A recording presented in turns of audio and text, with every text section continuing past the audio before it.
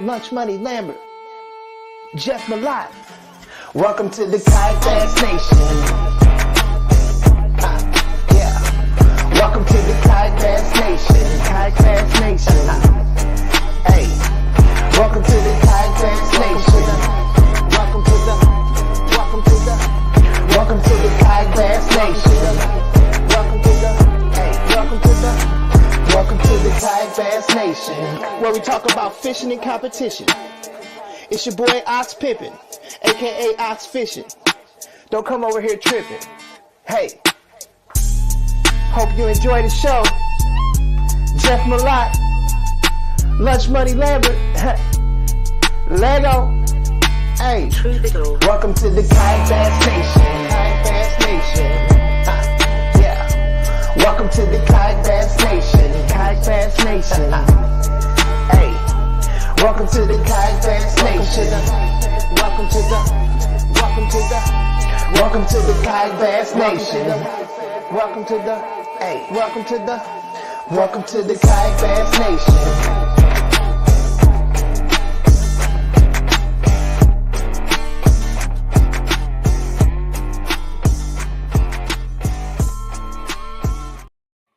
What's up, everybody? Happy Monday night. Welcome to the Kayak Bass Nation. Ryan, sounds like you're mixing a drink and chewing on pizza. How's things? I went a little too heavy on the old Western Sun in this combo, I'm afraid. You can never go too heavy. Mm-hmm. At least to start. Woo. All right, we're ready. Here we are. Yeah, I need some of that. I'm fighting some brutal allergies right now. That'd probably clear my head up. Grab it off the wall back there. You'll open your chest up anyway. Yeah.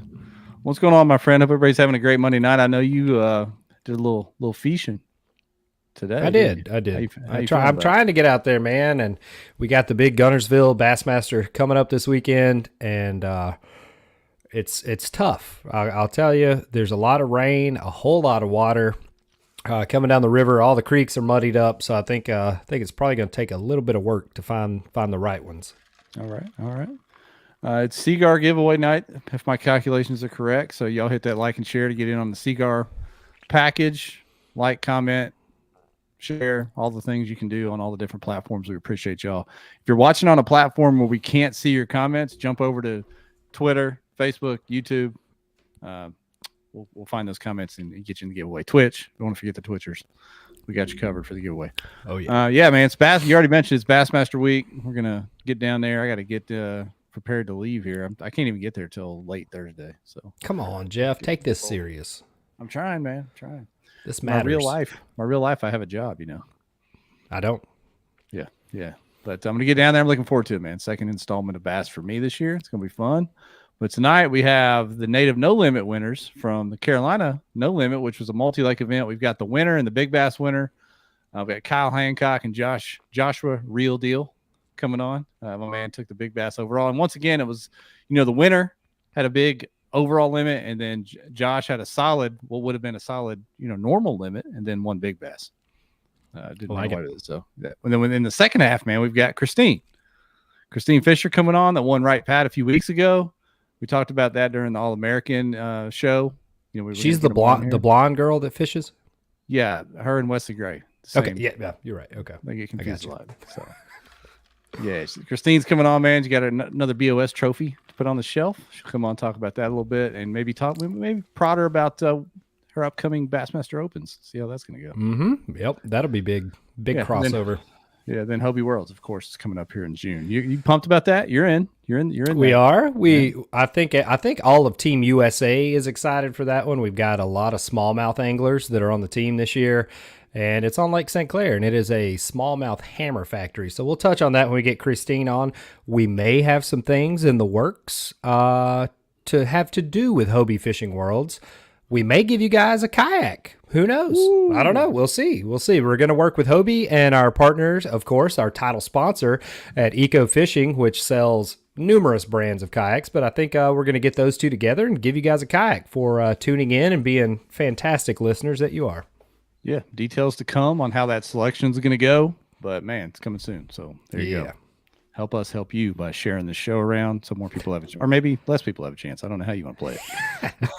Scrub Lords, that's a new one. Really? I like that. Yeah. Okay. Thank you, Randy. Mystic Dan and fam, appreciate the KBN. All right, Dan. Appreciate you, Dan. Like it. Yeah. All right. Big show tonight. We got three guests, really. We have two at the start and then one in the second half, so we don't want to mess around too much just running our mouth. Of course, we want to shout out, Ryan already mentioned Eco Fishing. They're the presenting sponsor. They're going to help us out figuring out this giveaway deal. We'll give you more details on that. But Eco Fishing, man, we're pumped about them. I got some more big news from Eco today on the phone, Ryan. Next Monday, we're going to have Travis on before we interview you about winning Gunnersville. We'll have Travis. Thanks for that. We'll have Travis on. He's got the date for the Big Bass 250. We're going to get details on the Big Bass 250 this fall. So we'll do that next Monday. So be looking. Like those arcs coming up this fall. Want to hit the 250. That was our goal, is to get that thing up close to 250. So pump it up.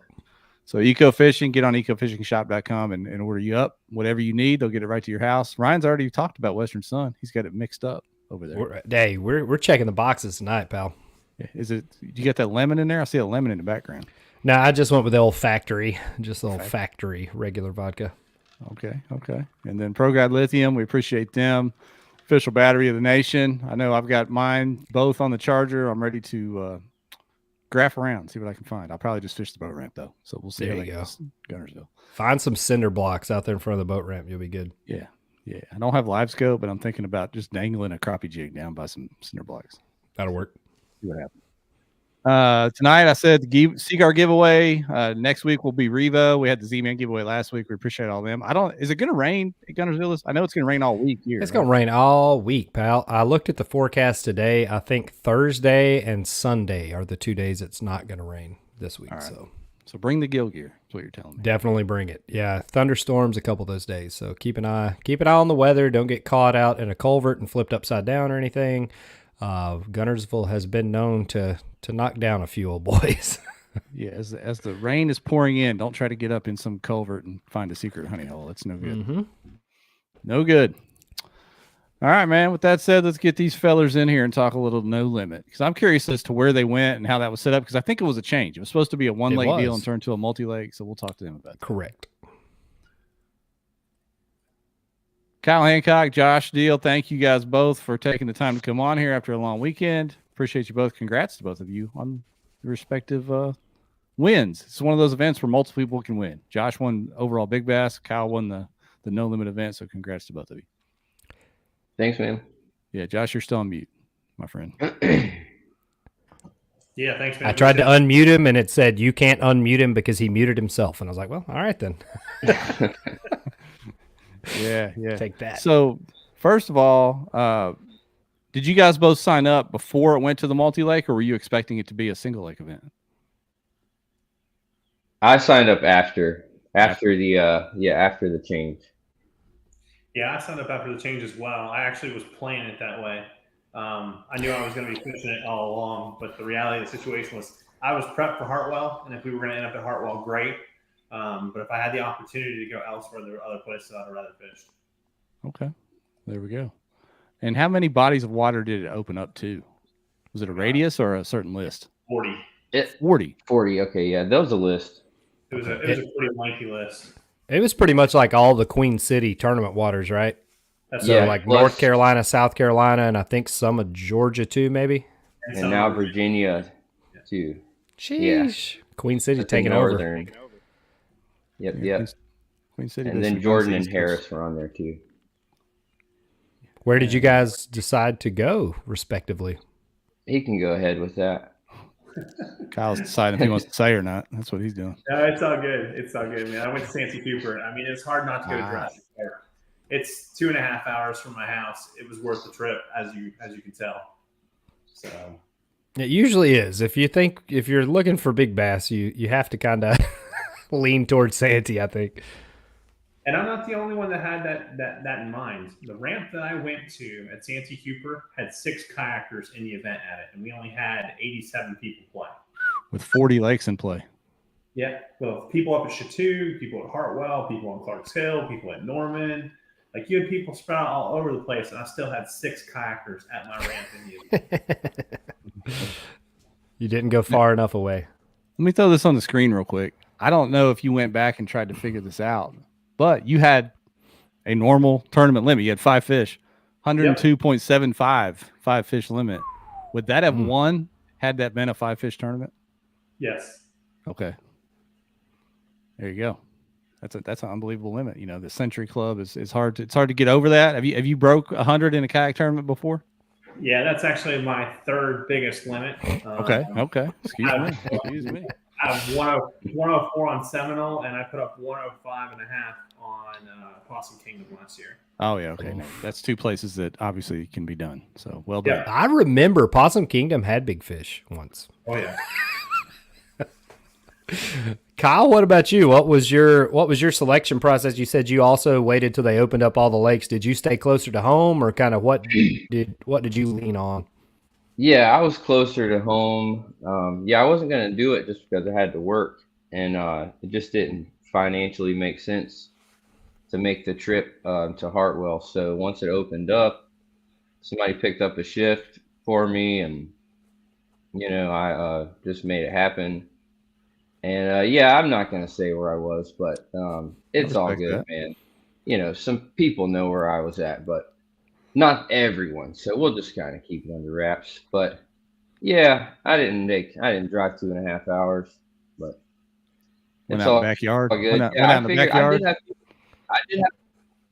I had people at the boat ramp though. I wasn't by myself. It was there was 3 of us there, so I was surprised. I was like, man, but it worked out. Yeah. God. Yeah, winning by 70 inches there is probably pretty fair to say it worked out. I didn't know though that last hour it was off, and so I was hoping to be too far enough ahead where the last hour I didn't even have to think about it, But he kept cutting it close, like within like 2 fish. And if it was 2 fish, I was like, all right, I need to catch 4 fish, And I was just like so gung ho and just trying to just constantly catch a fish. Every bite, I was like, yes, doink, and then. And I mean, it wasn't just numbers though. I mean, you got several 18s, 19s, a 21. Like, at what point in the day did those come? Did you catch the bigger fish early, or did it kind of drag out? Yeah, that dude got hour 1 big bass. That was 6:39, and we cast it at 6:15. So that was bright and early. That one shook things up on the fish that I was on. That kind of scattered them out for a little while. That's some crap I got stuck on that tree limb. That's in a lot of my later pictures because there was like some fishing line that had a limb and just out in the water, got stuck on it. That's a big giant spot I caught. That one didn't get big bass that hour, that 19.5. That was a big girl. Yeah, it was a day, man. There was a few boats around me, and I got to kind of mention I'm fishing for $1,000 an hour, and they respected that and kind of backed off because they're not fishing for $1,000 an hour, So, but yeah, the kayakers didn't mess with me. It was nice, dude. Dream day. Were you on school and fish? I mean, obviously there's a lot of spots in that limit. Were you on like a school, or was it just more of an area that kind of holds them? It was just I was rotating different groups of fish. I was moving around a lot. I was just going from spot to spot basically, and then I would go back. It was like 5 or 6 different spots I was rotating. So, but yeah, they were all feeding on whatever, There was busting fish early, so I guess they were schooling up. But yeah, they were all just feeding, grouped up in a few different areas, basically. Is what I'm guessing. I mean, I didn't see them. I don't really know. Haven't got got my electronics hooked up yet, but so I wasn't out there. I don't know exactly for sure what they were doing. But that's what I'm imagining in my brain. I do a lot of imagining. They were eating whatever you were throwing, it looks like. That's usually the number one question. I would say shaky head and swim bait is all I caught them on. I lost one on top water. I threw it down.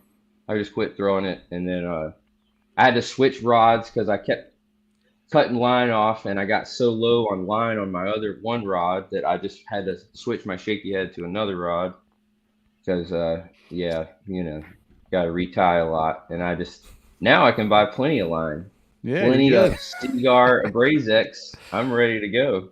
Well, get over there and make get in sure and enter the man. giveaway tonight, and yeah, maybe you'll win some. Yeah, I should definitely do that, man. I need to share that out right now. Turn my phone on silent and do that. One of the number one Josh- questions is, did you use live scope or not? So we already got that answer. No electronics. No, So, no electronics, paddling. all right. Josh, Yep. how did Santee fish? Obviously it's probably pretty heavy post-spawn pattern right now. Did you find schooling fish, or was it just the traditional kind of hunting down cypress trees all over the place? Actually, it was neither. And Santee didn't take care of anybody but me. For most of the folks that went there, I know. So there were 600 packers at my ramp, and I know a couple other ramps that had anglers at them as well. And so it didn't take care of anybody else. The bite was kind of weird. I went out to target early morning cypress like I usually do, and kind of hit them on some flats and some points where they set up early. And it was too windy to sit on those spaces. We were 2 to 3 foot waves. Winds were blowing 20 miles an hour out of the north, and it was just a little bit rougher than I'd have liked it to have been to start the day. And so I got up and got into a secluded area that I fish out of regularly. And I caught my first fish off of a cypress tree, well, in the vicinity of a cypress tree. That's hard to miss at Santee, of course. And then I really had to start chasing them. As the morning went on, they started to migrate. I caught them off of grass in the mid-morning, grass that was out, pulled away from the banks. And then as the day went on and the sun got up high, they started tucking in behind the flooded cypress. Well, tell us about Big Mama, man. Go ahead. Yeah, tell us about Big Mama, because that obviously here you are because you won overall Big Bass with that nice 100-inch limit, though. Tell us about this one. Looks like you're in some pads. Similar to Gunnersville, this was the last fish of the day for me. Similar to Gunnersville from last year, this fish was caught at 1:55 in the afternoon. Every one of my big fish got bigger as the day went on. I was catching them on a frog, thrown up in the shade, especially as later in the day. As long as I had 20 foot of shade or more, I had fish in there. And it was basically a matter of working through areas and trying to pull a big fish out of there. I caught some small fish along the way, and then basically for every 3 to 4 small fish, I'd find one big girl. And a solid ratio. This fish here, I was running some water late looking for that 20-foot patch of shade, and I would make the occasional cast to some of the smaller shade spots, and nothing would happen. And I came up on a little edge, and I had a hole back through 3 cypress trees that was completely canopied over. And I threw it back there, and she came bolting out off the tree and hit it sideways and took it to the right as fast as she could. Came out of the trees. I pulled her through the trees and into the lily pads that you see that I'm sitting in right there. And I was navigating through the lily pads. I had my motor raised and was just sitting on my pedals and just slowly working through the pads, trying to keep as close to the canopy as I could. She fought me around. The bass boats were looking at me, wondering what the commotion was. I didn't make a ruckus until I got her in the boat, but everybody was wondering what I was doing, and nobody was fishing. Nobody was close combat fishing like that, and that was the difference maker, especially in the afternoon. Awesome. Clearly it paid off. I'm honestly surprised that more people didn't catch giants at Santee just because of, how many big fish there are in Santee, but it sounds like it was kind of a weird pattern, not traditionally what you would think of when it comes to Santee Cooper. But that being said, I don't think we've had a tournament this late in the season in the post-spawn deal as kind of what you were experiencing now. She's been a little stingy. I feel like the year's been a little bit stingy. We've had weird weather conditions. We've been chasing fronts or been on the case of thunderstorms or high winds. It's pretty much been par for the course this season. And all in all, I don't know. Most of the lakes in the southeast have had some funk to them, and I don't think Santee was much different in that regard. We got a question for Kyle. We're throwing up your pictures. They said, "What kayak is Kyle in?" Randy? Jackson Bite. Jackson Bite. So you were paddling? Yes, sir. Paddling. Paddling, no Old electronics. Won the tournament. So everybody shut up about the rest of it. Take that, suckers. Yeah. We've seen Bob Baylor on here with a rooster, and now Kyle has a kitten in his lap, if I'm not mistaken. Yeah. So. Yeah. It's, What's he or she's name? that's Babe, actually. All right. Babe like the pig, you know. All right. Yep. Or the ox or whatever. I found her in Michigan. Michigan. Yep. I used to live in Michigan. Found her at a gas station, and she flew on a plane with me back here to South Carolina in a little cat carrier between the feet. Yep. Did you have the cat carrier on you when you found her, or is that something you acquired later? No. I just put her in my lap. She was really stuck her carry on. Yeah. No, Anytime I travel, I keep a spare cat carrier on me. Yeah. No. She was a kitten. Just that was November in Michigan. Had a gas station. Oh, I'm like, all right, come on, let's go. You're a good human. Did Where you ask it if where do you live, Kyle? I'm in Rock Hill, South Carolina. Okay. I was going to say, did you ask the cat if it knew Adam Fillmore? No. I hope it doesn't. Know of the Adam Fillmore you speak of, though. I know of the guy. Yeah, legend. Yeah, that's good stuff, man. You're a good human, saving the cat. Shout out to thanks, Dave. man. Appreciate it. I tried. So every time we have this series has been around a couple of years now, and I always like to ask the folks when they come on that have fished this, what do you think of the format? Have you fished the format before, Kyle? Yeah, I have. I got to go to this place another time. I think I got 7th or something. So it wasn't all that, you know. And I did another one. Yeah, I've done all of them, I think, with Vinny. Or no, I was looking on the No Limit. There's one I didn't do, but I did the very first one in December on Norman, and I didn't really know what I was doing. But yeah, I think it's a ton of fun, especially now that I'm getting a little better and stuff, you know. It was a really fun challenge. I'm like, let me see just how many fish I can catch today, you know, with a chance of a sprinkle of a 21 or 19 and a half every now and then. Yeah, hopefully. According to Tourney X, you had 60.66 pounds worth. That's what it said. Oh wow. Yeah, it's probably a little light. There was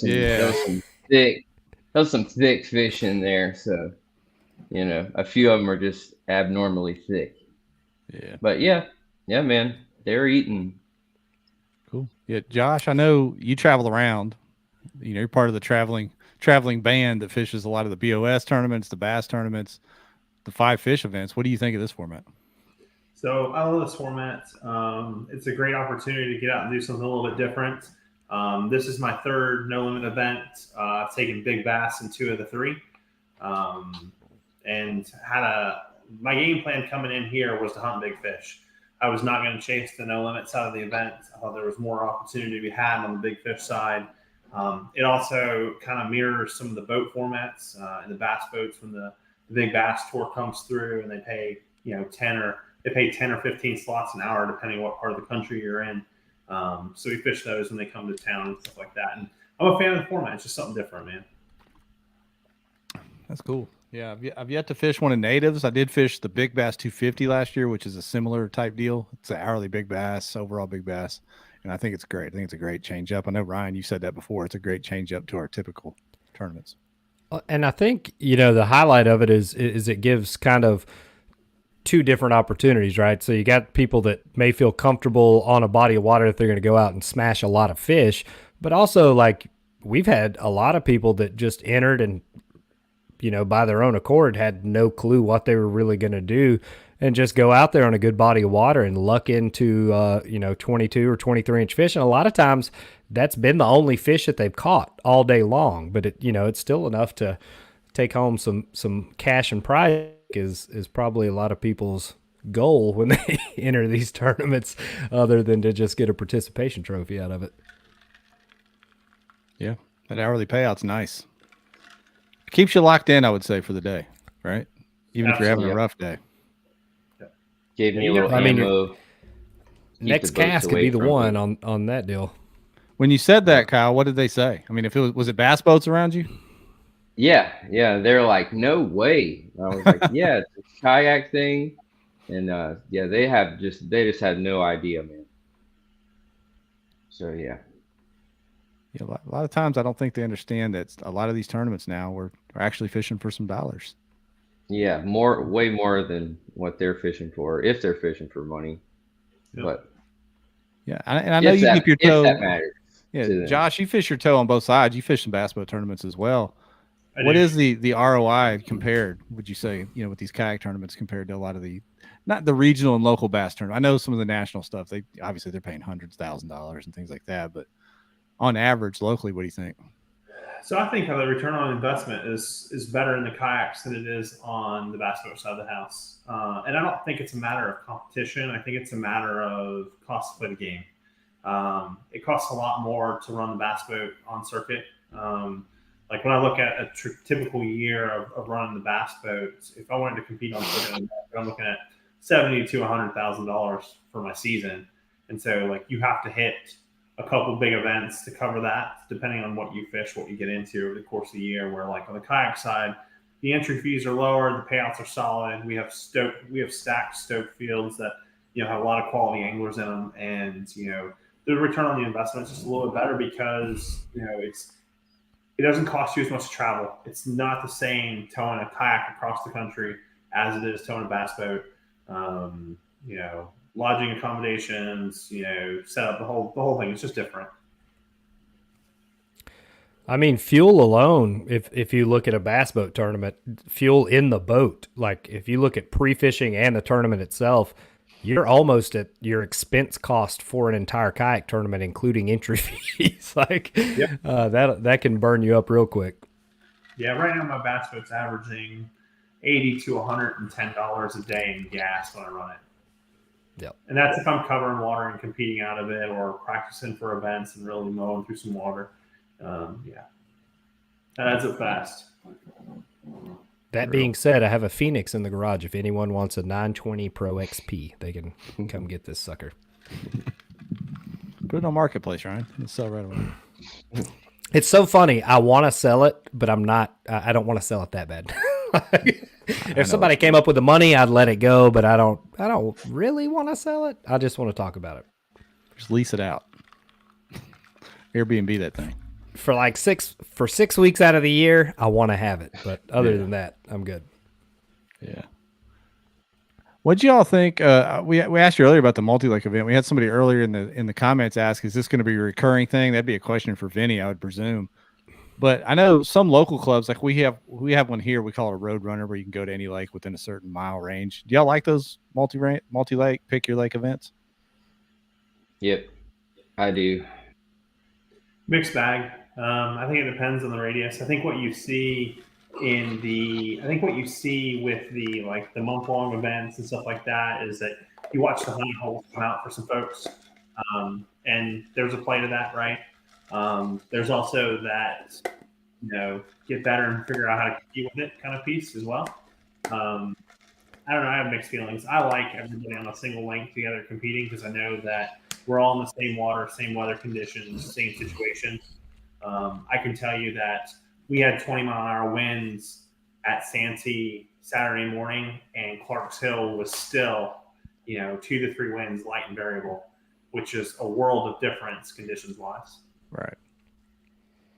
Yeah. I think my personal opinion, which I didn't fish it, so it doesn't matter. I like it on the same lake. Like I think, especially if you're doing a big bass event, I think if you open it up to multi-lakes, you have some lakes that are known to be big bass factories. And then you have some like numbers lakes, where you can go, catch a lot of 15 to 16 inch fish. And, of course that's your choice as an angler to determine which side of that you want to be on. But I think when you put everybody on that same body of water, you kind of have, number one, you have to figure that part out. But number two, I think it kind of limits, especially on potentially the big bass side, right? So if you're on a lake that... Whoa, what happened there? We lost lunch money. He's buffering. While he's gone, we'll just make fun of Tennessee internet. How about that? How about that? I see what he's saying. I see what you're saying about the one lake, but these no limit events have potential to have over 200, people, and Yeah. which I know Hartwell is a big lake, but with boats, with recreational, with maybe 210 kayakers, which I know we didn't see that this time, but I think it just gives us, these just have the potential to be huge events, so it gives us a chance to spread out more. But I do get everyone being on the same, same wind, same watercolor, same whatever. I get that too. That was a big push with the rule changes on several of the circuits this year, trying to keep everybody in the same body of water, at least start in the same body of water, right? And then get where you can get from there. So yeah, I think a good mix. And in the native series, it's a different format. It's a different setup altogether. So allowing something like this makes perfect sense for their format, I guess, right? Well, I also think it comes down to what's the game you want to play, right? Right. Because I think you have a choice here. I mean, we as anglers have choices in what we fish and what we don't fish. And I think having a little bit of both works out. Like Chick and Gunnersville are single lake events, and those bodies of water are big enough to handle it. Hartwell was big enough to handle this event, but having an event or two mixed in that's multiple lakes is a great opportunity as well. And so I think it really comes down to what formats you want to play and why, and that's it. I mean, it all comes back to the game design. You had an opportunity, like if you had a lake close to you where you could chase no limit, and you're competitive on the no limit side, you go for no limit. And then if you had a lake in proximity where you can go hunt big bass, or feel like you have a better opportunity to swing for the fences, and you can go hunt big bass. And I mean, you have the same opportunities on single lakes, but like you see some more diversity in the field when you have multiple lake options show up. And so, There we go. Randy Creason said it. Just imagine each small lake is a different arm of a large lake. It's a good way to put it, Randy. I like that. So, fun fact for anybody podcasting: you have to keep your laptop plugged in. You can't let the plug fall out the back. So, just for future reference, if anyone's confused. We had people saying, "Pay your bills, Ryan." They were making fun of you, man. Yeah, I know. I expect that. Actually, yeah, but we're good. We're good now. Any questions for Kyle or Mr. Diehl while we have him here? We'll throw them up for them to answer for you. I think it's cool that, 2 different lakes. Obviously, you both fished. Josh is over there catching them on a frog, and we got Kyle over here. No electronics, shaky head up. I don't know if you were shallow. I'm assuming you're up in the shallows with all that junk in your kayak. I don't know, but it's cool to see 2 different styles play and still cash checks respectively. Yeah, that's the other thing about if you have 2 different lakes, you can do whatever you want. I think it invites more people to sign up. It is, different than one lake, but I think it's going to draw a bigger crowd. I think that's why they opened it up this time, right? Because Hartwell was kind of in the 40s or something. Yeah, it was like 42. But yeah, he was asking us if we like to, I don't know if you heard that, but I did. We like the one. I got that part before I turned off. Okay. But yeah, I don't even remember where I was at. Lost the train of the thought. No, you're yes. good, man. Yeah, got him. The difference in multi lakes versus single lake, being able to pick your poison, like Josh said. What game do you want to play? Oh yeah, I was throwing the shaky head. We're both doing totally different things on different lakes. Yeah, exactly. Yeah, we doubled our entries once we switched to multi-lake. We did. Yeah. It just didn't make sense for me to pick up and drive to Lake Hartwell financially at the time, But then I'm like, oh, okay. Well, if I don't have to drive that far, just a little far, I can swing this. So. Worth on the dice, right? Get that opportunity. Yeah, it was worth throwing some gas in and just going, to see who was home. And we both home really, really well out there. I mean, we set records this weekend. Yeah, I went back to look. I saw someone broke 400 in Pennsylvania, and man, I could have definitely. I lost like 6. I'm like, man, I could have broke 400 inches. You got goals now. There's always next Yeah. year. Yeah. Next year you go 400. Book it. Yep. That's the Book it goal. now. Yep. Well, Yep. Gentlemen, we certainly appreciate both of you taking time tonight, sharing your stories with us. Well done on cashing the checks, winning the event, winning the big bass. We're going to let you slide out of here and get to the second half of the show, but great stories and well done. Hey, appreciate you, gentlemen, as always. Thank you. Yeah. All right. See you, Josh. I'll see you at Gunnersville this weekend, I'm assuming. Yes, sir. You'll see me there. All right. Looking forward to it. See you, real deal. Appreciate you, Kyle. See y'all. See you, Babe. Babe the cat. Babe the cat. And now, coming to the stage, we've got Bassmaster Open Pro Kristine Fischer and Cornhole Protege Christine Fisher. Live. What's up, guys? Octahole champ. Octahole champ, Christine champ. Fisher. I really like that version of cornhole because I have a lot more people carrying me. So that's fantastic for me. Yeah. That was fun. I think I was talking to Steve-O about that the other day. I was like, dude, we have to like start doing some kind of little shenanigan contest at these events. It was so much fun. I agree. And Jeff could put on some like coaching lessons. Shoot. I can coach. I just can't play anymore. He's good. Do you take him to a tournament? That's right. Then I can get the board.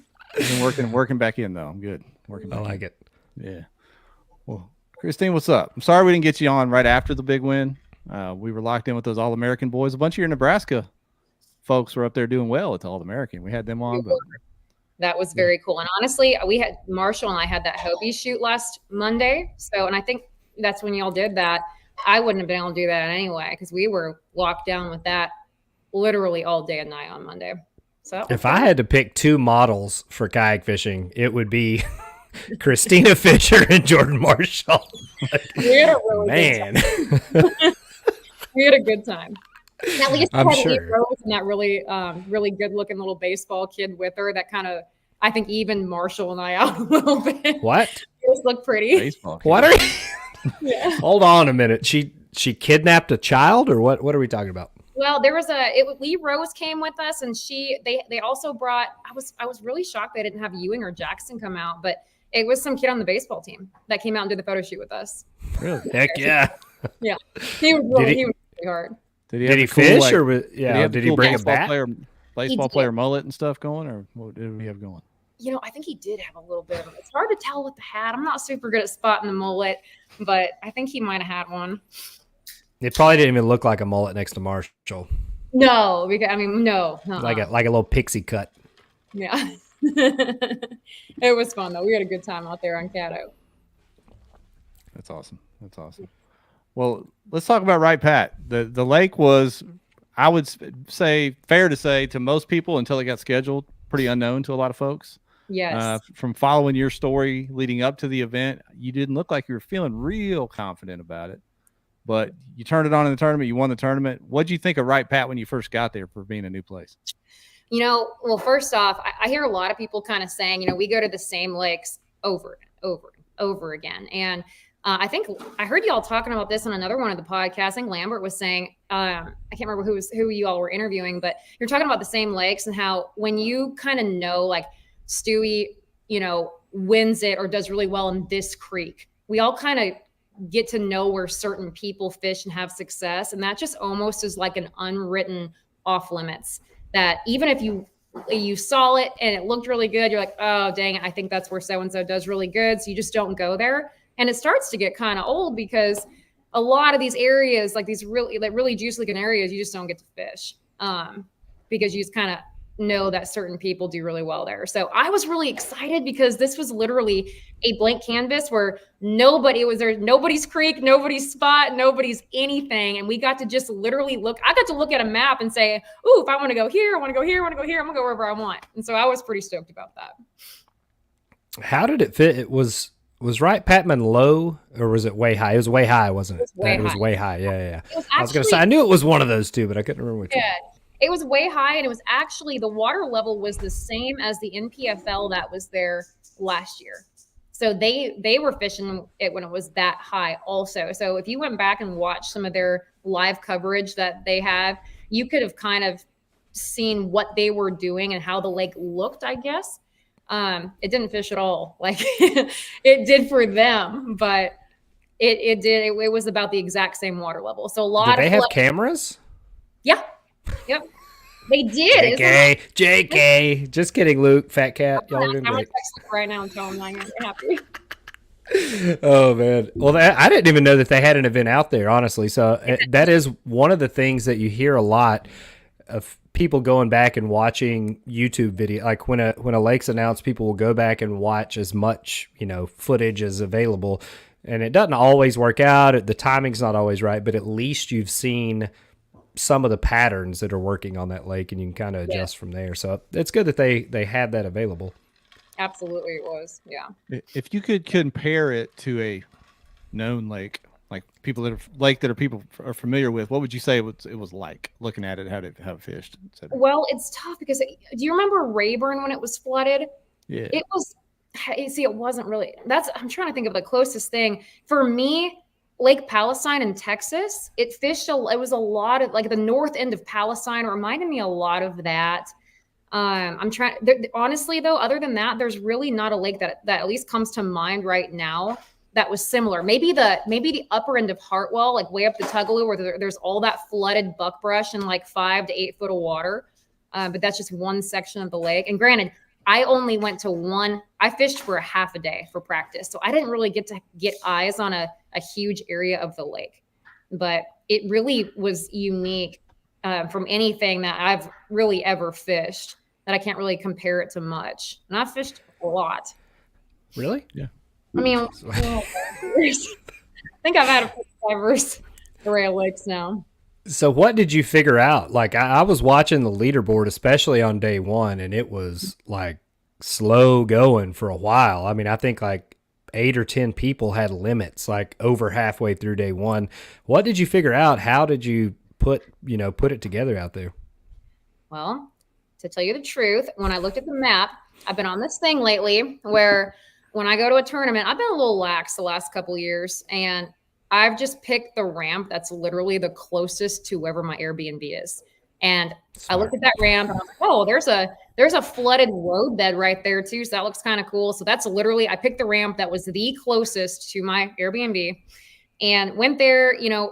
Visually, it looked like there were a lot of islands. There was a roadbed obviously that had that looked like it would have some water on it. I didn't figure anything out in practice other than the fact that they were not eating a frog, and I was really stoked about throwing a frog in a swim jig. I didn't catch it. I threw that for probably 3/4 of my practice. I was skipping a frog way up in there, skipping a swim jig around, not a single bite. I got 2 bites on that road. I caught one of them, it was 15-incher, and I went to one group of trees and got 2 more bites, and that was my practice. So I was just, and then I didn't practice on Friday. I had a bunch of stuff to get done on the computer and whatnot. So I was just going to go into the tournament and just kind of just go fishing. I figured if I could really just sit on that road, I thought I could get a limit, but I didn't think it'd be very good. But what I figured out during the tournament, I kind of really put it together during the tournament. There was about 8 or 9 people that started on that road, which is kind of what I thought. I mean, it's literally one of the most obvious things that you can look at on that map. It's a big flooded road. Usually it's good to get, a limit off of that. I started throwing just kind of waking a spinner bait around. There were certain areas of that road that had this, it wasn't buckbrush, but it was like and I haven't seen this type of stuff anywhere. It was like a leafless, real hard, tough grass, like if that makes sense. It was almost like wood, like little branches that would stick up that had no leaves. And there were little sections that had that in it. And those fish really seemed to be kind of keying in on that. And there were certain sections of that road where there was some current coming through from the wind on the opposite side. And so that spinnerbait bite was pretty good. I actually ended up catching, I think 6 or 7 fish on that. And I mean, I didn't know if that was any good or not. That was probably by about 10 o'clock. And I encountered Jacob Moeller from Texas, kind of working towards him. And I honestly think, there were some bigger fish that I knew were probably moving up and on that road, but he said he only had 2 fish. The Francis Tran was on the other side of me. I think he only had 1. And I said, you know what, Jacob, I'm going to let y'all have this. I have a limit. I feel good about that. You guys just go ahead and fish this the rest of the day. I'm going to go just try to break down some more water. And so I went to the area of trees where I got bit in practice, got 2 bites, ended up culling twice. And I was like, okay, I don't want to, I didn't know how many fish were there. So I was okay, I'm going to leave these trees. I had about 85, I think, at that point. So I went to a different group of trees. And what I had figured out is that there were, if you looked on Google Earth, there were just a series of islands that when you went back, I think about 3 or 4 years, they were out of water. And there was about 8 to 10 of those. And where the islands would either come out to like a small point or there'd be just a little bit indentation on the islands, those areas really seemed to hold fish. And I would alternate anywhere from, when the sun really popped out later in the day, I probably caught 5 or 6 more fish on a buzz bait when the sun popped out. I did a little bit of flipping and I probably caught 14, 15 fish on that first day. But I didn't stay in one area because I was trying to preserve my fish, but I kept expanding and just kept catching fish on that same type of stuff as I moved throughout that area. Very cool. Smart. And it looked like at the end of day one, from your post that you made after day one, it looked like you almost surprised yourself with how it turned out after day one. I mean, yes, absolutely. I had no idea. I was just really having a good time. There were a lot of people there. I was cutting up with everyone, encouraging everybody. I could hear Luke from Oklahoma through the trees, like yelling. I was like, "Yeah, dude, let's go!" And I mean, I was just having fun, just kind of. I was very laid back. I wasn't expecting anything, and I just felt really good. I was fishing good, and it really did suit my style. Y'all know I like shallow water power fishing. I love flipping. I love skipping a swim jig. Never really got that to go, but spinner bait, buzz bait, skipping a buzz bait, that's all up my alley. So I felt very comfortable and I was having fun. It was funny because Siddiqui was telling me at the house, he's like, Garrett Morgan saw my post and was like, she shouldn't have caught 15 fish. And I was like, I sitting in one spot. I couldn't stop catching them. Like everywhere I went, I don't know what I was supposed to do. But I was like, don't worry. Like I think I left myself a lot. I really did. And I did. I mean, I think the point of fishing is to catch fish. I don't like if fish are biting on a tournament day, move around a little bit, but you're out there to catch fish. That's what makes you feel good. Keeps your spirits up. I mean, it would have been, I think he might've thought I was sitting on a spot or working like a singular group of trees and like burning it down. And the guys on that roadbed did do that. There were 3 guys that stayed on that roadbed the entire day. And they did end up catching some really good fish. When I told Jacob, I was like, listen, this past, this section back here, I didn't touch this next 200 yards. It's been really good to me. I was like, you need a limit. I'm going to get off of it. And he caught an 18 as soon as I moved off the trees and let him fish it. So, I mean, I knew there were, big fish moving through there. But like I said, I already had a limit. And I would have felt pretty bad if I just kept fishing when everybody else on that roadbed and did not have even 3 fish, So I caught 6 or 7 there and moved off of it and tried to let the other guys. And I think only Jacob was the only one that actually ended up getting a limit on it. But how did you feel going into day 2? Obviously, you found several different kind of patterns that you could stick with. Did you think I'm probably going to win this thing, or was there a question mark? I don't want to sound. Yes. I was really, when like it's just your time, it's your time. And I just felt like I was like, gosh, how am I catching so many dang fish in this area? And everyone else barely, there's only I think 3 or 4 people that got limits, and most people did not get a limit. I was like, how am I catching so many dang fish? And I called my grandpa in the morning of day 2. I called him at 4:30 in the morning, and he was like, no, like we know you're gonna win this thing. And I was like, well, shoot, now I kind of have to. So is there paint on your toenails? Yes. That was my next question. Do you gosh. Oh my gosh. Responsible for that? Wesley Gray made me go get a pedicure with her that week before in Texas. We had a good time. What I'm saying is, do you think that, maybe that's now a tradition for every tournament? You got to go get the white toenails before pre-tournament? Is that the mojo now? Blue, Jeff. I want to put that out there. It's ice blue. It took me a long time to pick out that color. It's really intimidating. I haven't been one of those in a long time. Ice blue. Ice blue. So, yeah, it actually was really cool. Wes and I had a good time with that. And I did feel pretty cute with my toes. Toes all came in. Oh my goodness. Feeling cute might win a tournament. We'll see. Yeah. See how it Yeah. goes. Eat your hearts out, feet fetish people. Like, I hope they can Oh do my the gosh. Bernie X thing. Ooh. Here we go. Terrible people. Terrible people. Oh. I mean, to win the event, you held off two. I mean, they're nationally they can compete anywhere. Jason Ray and Luke Arian, Yeah. but you held them off. I say held them off. You ended up winning by almost 10 inches, but those guys finishing right. Those guys finishing right behind you. Did you think there was a chance anybody had a bag that they were going to come in and try to catch you there at the end on day 2? So, they were both in my area fishing the same tree. So that was what I was kind of like, obviously I know these fish are here. These guys both are very good anglers. And at one point in the middle of day 2, I think I had 82 inches, and I heard them. Like, I was on the other side of this island. I heard Luke like panting and pedaling. I thought it was Jason. That's just Luke. Yeah. Yeah. So he sat up. I heard somebody, and I couldn't tell which voice it was. But someone's like, "Yeah, I've smashed him. I've caught him flipping this sapphire bug, and I thought it was Luke that said that. And I was like, oh dang. So, and he had me beat by about half an inch on the first day. I thought Luke was the one that was saying that.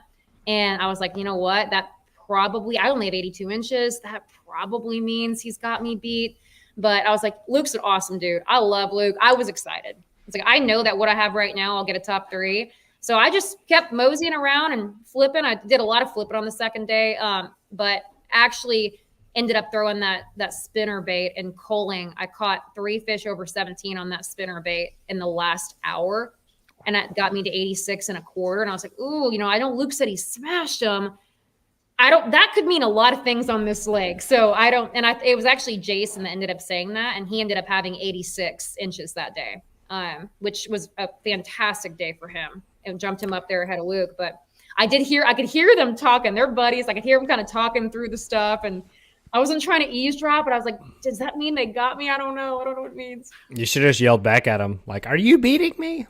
I thought about it. But. Why do you think that one area because we saw so many really good anglers struggle. Why do you think that one area just had such a, concentration of fish? So I thought about that a lot. And again, remember, I can't speak to what the entire rest of the lake looked like, but I know when I launched at that ramp, where that roadbed was, the ramp was on what would be the side close, the creek side to it, right? There's a creek that fed in, a bunch of islands here. I started going out and then going towards the main lake. And that water was so muddy towards the main lake. It was really muddy, and I could not find water shallower than 7 feet anywhere. What was really strange, and it had just rained the night before. So I thought in my head, the creek should be dumping in super muddy water, right? But for whatever reason, on that opposite side of that bridge, on the creek side where the creek was, that water was much cleaner. And not only that, but on those islands, I was able to find, once I got way back in there in the trees, which ended up not being, productive at all. But on the edges of them, like I said, where there's little subtle points came out on the edges of the island or those indentations, that was 3 to 5 foot of water. So I was able to find that kind of shallower water, just a different contour change, honestly, that I could get my bait back into.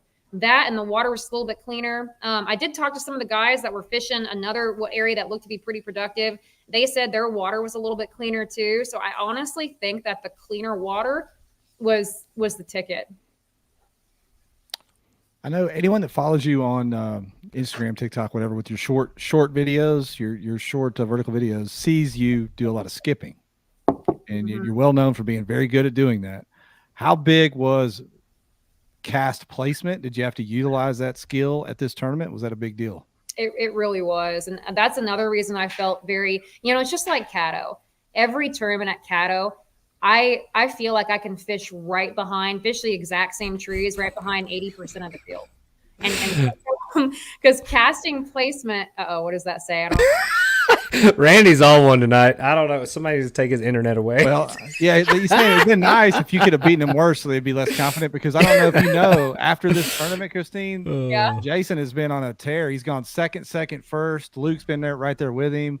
They've been tearing it up ever since the Wright Patman Lake. So. Well, I did my best, Randy. I'm sorry. Those guys are just hammers. And I mean, but yes, casting placement was big. There's a lot of those fish that, I would get a buzz bait about as far back in there, and then about 3 cranks in, that fish would blow up on it. And it wasn't super easy to do that. And I just was casting good. I just felt very smooth, and I felt confident in that. So that was pretty key. Yeah. You hear that, folks. It's a skill that I don't think people work on it enough, especially in this age of electronics, those mechanics, and being able to do that. It's so important. Yeah. So important, whether you're skipping or flipping or whatever you're doing. Are you going to do that this weekend, do you think? I'm supposed to tell you from Siddiqui, ask you how the lake's fishing, because I hear you're not very happy that you haven't been able to fish it. Yeah, it's kind of a double-edged sword. I'm glad there's a tournament on Guntersville. I hate that it took away like my favorite time of year. So that's it's really sneaky.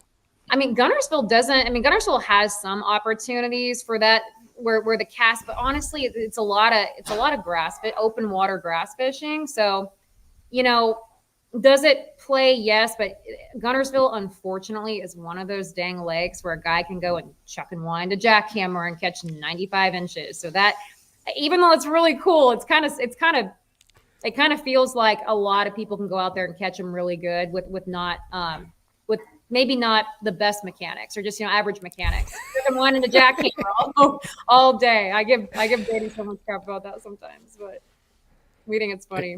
It should be a fun one. There, like I said, there's a ton of rain, ton of water. I hadn't got to spend too much time on the water, but just looking at it from where I'm at, it should be an interesting weekend. We got a lot of weather coming in, so everybody be safe while you're out there. I haven't even looked. Are we supposed to? I have not looked. It's supposed to rain every day but 2 days. It's not. It's like partly cloudy Thursday and partly cloudy Sunday, but it's supposed to storm, I think, Tuesday, rain Wednesday, storm Friday, rain Saturday. So should be fantastic. If you like muddy creeks and a lot of current, it should be fantastic. Well, shoot. You know what? We do have to throw out there Wesley's birthday is this week. Really? Is Thursday correct? Yep. So we're doing a meetup at Gino's Thursday. Steve-O put out the announcement on that. So Gino's in Scottsboro, everybody come out if you can.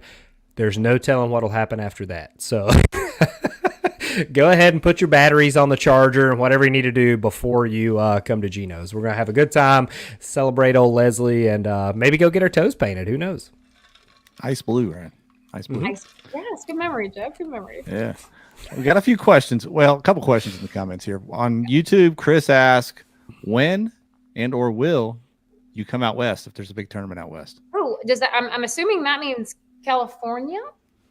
Is that California, or is that just California? I'm pretty sure. Okay. Could be wrong. West of I don't Christine know. is like Texas, and she's coming out to Texas all the time. So Yeah, I am spending some time in Texas lately. Yes. If it is referring to California, I mean I don't know. I mean, If only we could get a big tournament on the schedule in California. yes. And I have wanted to fish out there. I think the Delta. I see. I watch a lot of Greg's, hear a lot of Greg's stuff on the Delta, and I think that would be a really cool fishery. But as for fun fishing, I just don't have the time to get out to California. But if there's a tournament, that I think that'd be an awesome opportunity to try to sneak out there and see the California people and try to catch the Cali bass. just be aware that they do have regulations on what color you can paint your toes. So don't just go out there willy-nilly. Why is it with Cali and these See, that's the thing. I don't like the regulations out there. I don't know about that. I think you can only use spinning rods in California too. I think it's like an assault rod if you put a bait caster on it. So you guys and can it has that to too. be actually shorter than 6. I just read that 6. I think 6.6 is the longest rod you can use out there too. Really? Yeah. How about that? And you did too, also. We're just messing with you, Callie. We know you guys love KBN out there. We're just messing And the with men's have to be shorter than 6 feet tall out there too. It's crazy. you. Wow. And the women, Christine. So be careful. Don't wear heels. And or. Flat foot, I think I'm in trouble there too. So Yeah. got me off at the knees or something. No pistol grips. Wow. A real question from Hernans on YouTube. What kind of buzzbait trailer works well for skipping? That's a good question. So anytime you're skipping chatterbaits, buzzbaits, even spinnerbaits, whatever, you need to have a trailer that has a lot of surface area and less like appendages, less things to create drag. So one of my favorite ones, that Berkeley Diehl, it's literally like a smooth, flat, has kind of a obtuse kind of body and just two little tails at the end of it. That's an incredible trailer because it's so smooth, has a big surface area. You need something that is going to be able to glide across the water and not create any drag. So anything like that has that, even for jig trailers, you see a lot of guys using those same type. When you're skipping, the trailer makes a huge difference. So something like the Berkeley Diehl is one of my absolute favorites. It skips just super far. That's why a mag draft skips super well. Anything with that, a lot of surface area, doesn't have a lot of things to create drag. Have you ever thrown like a doomsday turtle on a buzzbait? No, but that might actually be one. I'm just trying to apply your logic to things I have a lot of in my house. So yeah. I got a lot of doomsday turtles stocked up from back in the day. Like actual ones or IOUs? What do you got in there?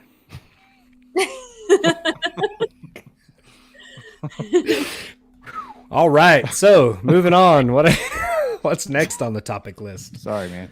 Softball that one too. All right. Anyway, I know, it was on purpose. I'm sorry. Yeah. Anyway, Christine, I had to ask you about this. You're coming on. We've got the win in the books. I know it's awesome to have another BOS trophy, but the big news. I know, but look, the news of the last few weeks, and we haven't had you on in a little while, is you are making the leap over to do some opens. We have to ask you about that while you're on here. When is the first one, and what are you thinking leading up? Well, this is probably really stupid on my part, but I'm fishing on the pro side, like actually as a pro side on the boat. I'm fishing this year on Hartwell, which is not my favorite lake, in October. So that will be my first official open on the pro side. I figured that'll give me the summer to kind of really, get comfortable in the boat, get comfortable in the trolling motor, which is the biggest thing that's kind of been a challenge for me lately. And yeah. But I'm fishing a couple more as a co-angler. I've had a lot of fun with that. Obviously being a co was not a long-term thing for me, but it's been fun just for camaraderie and just for meeting people and just kind of just seeing how that side of the world worked. I had never fished a bass boat tournament before. So jumping in a few opens was huge. And I just feel like, it's time for me to kind of do that. And my expectations are very low for the performance in the opens. That is the gauntlet right now of bass fishing. But I'm just hoping that, a lot of women that I mentor, a lot of women that I pull and talk to that fish in high school and fish in college, when I say, why aren't y'all fishing the opens? They're just like, well, it's way too intimidating. We're going to get our butts kicked. All the guys say, look at the women. They're all the way down at the bottom. And I was like, it doesn't matter. It doesn't matter if you finish dead last. So I'm hoping that even if I finish dead last every single tournament, by not quitting and just going out and having a really good attitude, I just hope that, I can help get some more gals into fishing the opens and fishing competitively on that level, much the same that I've kind of hopefully been able to help do in the kayak world. That's what I've been trying to do this season, is finish dead last in the tournaments, just to let people know it's okay. You're not going to die. Like, it's fine. Who cares? Who cares if you don't catch a fish? It's fine. Yeah, and you're doing really well. Your attitude's been great, really inspiring. Right? Yeah, we've had a great time with it. I can't speak for the entire world of kayak fishing, but I know a lot of us support your move to the opens. I hope you kill it and love it, and it was good to meet you. I'm not leaving. I love kayak fishing. My goodness. She got to come over here and get gas money, bro. Yeah, I know. You're leaving kayak fishing. I was like, I'm not leaving kayak fishing. I love kayak fishing way too much. I do both. Have you set up any kind of obstacle course navigating the trailer around is my biggest concern. I'm not concerned with you catching fish. I think you're going to do great at that. But I don't want to see you peel off the side of a new Skeeter there getting back in the parking lot. Listen, backing a boat trailer is 1,000 times easier than the kayak trailer. Fact. So I feel That's 100%. Thank goodness. I'm more concerned about me running up on a sandbar or doing something stupid in the boat. So I'm trying to be real careful with that. Even the most experienced pros do that constantly, so I wouldn't worry too much about that. I know. Well, honestly, the Okeechobee Open I fished earlier this year when there was like 60 people in the lock, and I was with one of my old school boaters, Santee Cooper guy. I was like, Ronnie, this is what freaks me out, because they're literally like boat to boat. And I was like, I'm gonna be the one that is like bumping, like doing something stupid and getting the trolling motor over the place. I'm gonna be scratching all these guys' pretty boats, and they're gonna be so pissed at me. And of course, I'd be the one to do that. And he's like, nah, you ain't gotta worry about that. But I think I will put pool noodles on the side of my boat so I don't hurt anybody else. Blue light. Can't wait to see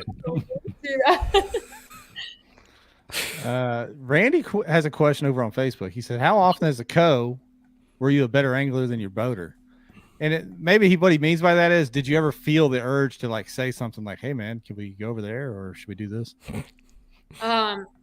This is actually really crazy. So at Okeechobee, my 3 fish I had a better weight than both of my boaters with their 5 fish on Okeechobee. My day 2 boater only caught 1 fish, and I think I caught 7, but I could only weigh him 3. But that was crazy. They were both extremely good anglers. But I felt really comfortable down there in Okeechobee with how we were fishing, and I was able to fish. The other 2 opens I fished 2 years ago, I outfished 2 of my boaters, and then I had Jacob Porosnik and I had Joey Nania, who actually ended up winning that tournament. But I caught some big fish behind both of them. So that was really good for me, because that was one of the concerns I had. It's like, okay, if I'm having to fish out of my comfort zone, probably, which is usually a lot slower, fishing a shaky head, fishing a Senko behind these guys, how is that going to go for me? And I think that was a really good thing for me, to be able to catch fish and catch them really good behind these guys in those situations. A couple more quick questions for you. We've got Danny over on Facebook. Did the boaters treat you like crap and try to back boat or front boat you the whole time? I heard many horror stories.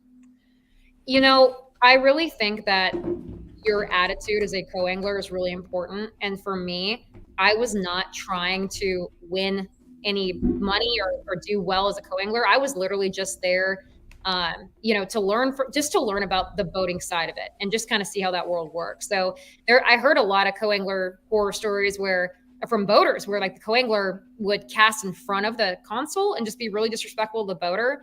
I didn't even go anywhere near any of that gray stuff. I was just having fun talking to them. All of my boaters were great. I did have definitely on Pickwick, when Joey was in contention to win, he didn't necessarily backboat me, but he was on several schools of fish that I was not able to cast at all.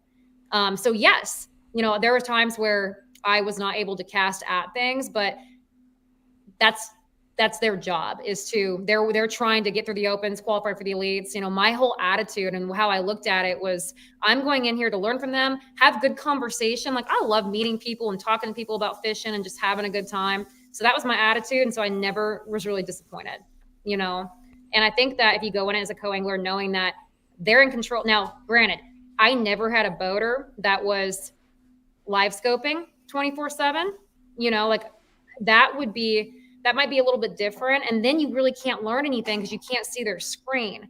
So that I never had that happen to me. At all.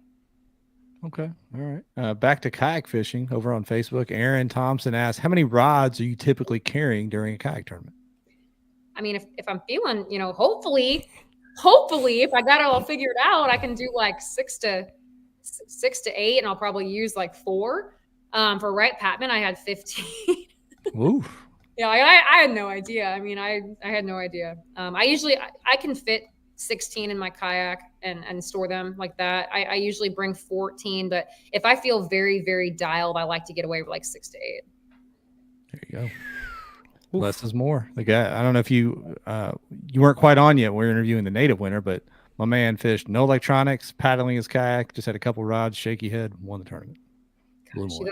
Well, I mean, Drew Gregory, he usually just brings 4 rods, but they all have a jackhammer on it, so different weight numbers. So I mean, now there's something to that. 4 rods and a trimmed up outboard, you get it done. Yes, you can. You flying. Yeah. There we go. One more question, and we'll let you get out of here. We sure appreciate you taking the time, Christine. I know you're a busy person. You guys. Yeah. Mike asks, how hard is it for you when you're used to slinging it everywhere? I guess he's referring to being in the back of a bass boat. I was like, what does that mean? What are we saying? Well, you know, I didn't want to. I feel like I'd be bring that up. apologizing. Yeah, I feel like I'd be apologizing for forgetting I couldn't fish past the console. Like if you're used to being in the solo captain in a kayak, did you? Right. How hard is it to rein yourself in? Not really at all. Like I said, my whole mentality was I always, and I probably err on the side of being too, what's the word I'm looking for? Like just too cautious in that. Even when I'm kayak fishing in a tournament, if there's a guy, most people would go and fish like this 300 yards from this guy. I just really give people a lot of space, and I'm just not there to even go in any type of gray area at all, or even potentially piss somebody off. So my whole attitude was like, this guy, I'm gonna make sure he's doing his thing. And if he's on like busting fish up front, I'll literally put my rod down and like cheer him on and just watch him, So for me, it wasn't that hard at all. I wasn't not there to try to cut checks as a co-angler, even though I have every single time I've been a co-angler. I wasn't trying to, that was not my goal or attitude. So there you go. We're going to do our giveaway next, but while we're waiting on the giveaway numbers to come in, Kristine, give us your thoughts on Hobie Worlds and it being up there in Smalley country. Dun, dun, dun. So cool thing, where we're launching from out of that park there, that is the tournament, the Hobie tournament that was there how many years ago? 4 years ago now, 4 or 5 years ago. That's the area I launched at for that Hobie tournament and got second by a 1/4 inch. So that area, anywhere you can go out, left, right, that entire area on the Canadian side is so dang good. It was one out of that. I'm ecstatic. And just to see everybody, like Lambert can speak to this too. Like that Worlds experience was one of the coolest things that I've ever been a part of. Wait a minute, toes. That's the color. I know. That's the hashtag to win tonight. So. Oh my gosh, that's cool. Okay, can I hashtag it? Yeah. What are we? Our guest last week won, correct, Jeff? Yeah, we're giving away Seagar line package tonight. Oh, okay. Blue ice. That's awesome. We try to come up. I can't wait for Worlds. I think it's going to be fantastic. I can't wait to see all of our Canadian brethren up there on their home turf. I think we have a really stacked team of smallmouth anglers that are going up to compete into this one. So I'm really looking forward to getting up there and seeing everybody. And like you said, that experience, like I know we have some great tournaments, throughout our series and championships and stuff, but that is second to none. I mean, it is insane. The links that they go to, every detail, like smoked out entries with the music bumping and really nice catered dinners. There's always really good interaction with the host cities and stuff. And I hope we do that like fishing with a kid thing again. That was awesome in Sweden. And that's something I brought up in one of the other podcasts. I want to see our tournaments, our big tournaments, start doing more stuff like that. That's more, inclusive, pulling the communities in and really showing what we can bring in when you host one of these big tournaments. Yeah, that's so true. That was the coolest thing ever when we had the kids from Sweden there. Like I've been crying a lot lately for happy things, and that definitely tears in my eyes, like just thinking about that. So I hope we do that. That'd be so dang cool. And it's going to be a great time. I really don't even know who's on our team. I know 5 of us, but I think there's way more. I think I talked to the captain earlier, Steve, and I think he's gonna release a list, a full list here soon. So we'll know exactly who is on our team and who we're up against. But preemptively, I'm gonna say Team USA mops the floor with this one. So right there. I know, and I hope that our Canadian friends aren't too upset with that, because I'm hoping, like, Rich is the member of a yacht club up there, and I hope that we can go and hang out with him at the yacht club, because I've done it several times, and it's an experience. That's not where I want to go hang out with Rich, but I hope you guys have a great time at the yacht club. No part of that. We're going to have a great time. I can't wait. No, I'm not wearing a Slayer shirt. That's a Jaints shirt. That's a Jaints shirt, baby. Go to yakaddicts.com. Get you some. Yeah, thank you. Free plug. Yeah. Thanks, Jeff. Free You're plug. a great guy. Yeah. All right, let's hit this giveaway. While Kristine's still here, we'll see who gets slow rolled tonight. Did you get in the giveaway, Kristine? You didn't throw it in there? Do I still have time to get in there? No, I've got a half spent roll of Seagull Look at there. on the floor. Ethan Jet. Ethan Jet. I think he's probably got Seagar on his shirt somewhere there. So what a winner. So well done, Ethan. You the man. All right, folks, we're going to wrap up. I've got to do a little work tomorrow. I hope I get to pre-fish at some point this week. I'm really, really looking forward to seeing the lake in the backyard. Christina, we will see you in a couple days when we get down that way. Are you already down here? No, I'm at my house in up by Dayton right now. At my house in Tennessee. All right. Yeah, that was funny. I'll probably get down either tomorrow night or Wednesday morning. Jeff's going to come in late Thursday, he says. Coming in When's hot. our pool tournament? I don't know. Where's it at, Ryan? I mean, I have boards right here, so I can bring them down to Scottsboro. We got a house in Scottsboro. I'm sure we will have some shenanigans in the area there. Let's do it. A couple nights. Let's do it. All right. Maybe we'll cancel Saturday. Maybe the wind will blow and we'll get to hang out and have a good time. Yeah. I would love to have Saturdays canceled from now on. That was such a great Oh, man. Y'all take it easy. Appreciate everybody tuning in. We'll see y'all next week.